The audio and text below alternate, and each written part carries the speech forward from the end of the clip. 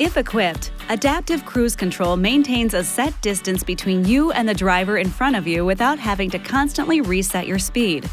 To turn ACC on, push the ACC on-off button, then, depending on your vehicle, push Set Plus, Res Plus, or Set Minus to engage. The distance button or buttons let you change the distance between you and the driver in front of you. If there's no driver ahead, your set speed will be unaffected. But when a slower-moving driver enters your lane, the system automatically adjusts your speed to maintain the distance setting.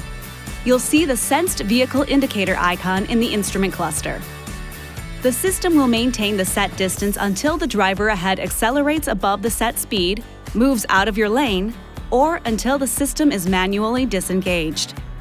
Now, if the driver in front of you stops, ACC will maintain your set distance and bring you to a standstill as well.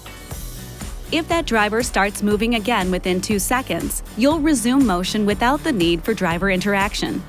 After 2 seconds, driver intervention will be required.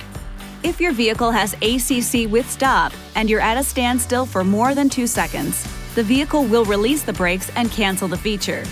If your vehicle has ACC with stop and go, you'll have to tap the accelerator pedal or hit the resume button on your steering wheel to start moving again after 2 seconds. If the driver in front does not start moving for an extended period of time, the system will cancel. The electric park brake will engage, and driver intervention will be required.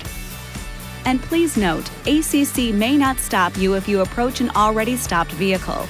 For example, at a stoplight, driving around a curve, or if a driver in front of you moves out of the way to reveal a stationary vehicle. Remember, ACC has limited braking ability. The driver is always responsible for collision avoidance. To deactivate ACC, push the ACC on-off button again. It's best to leave the system off when not in use. This video is not intended to take the place of your owner's manual. For complete details and other important safety information, please see your owner's information.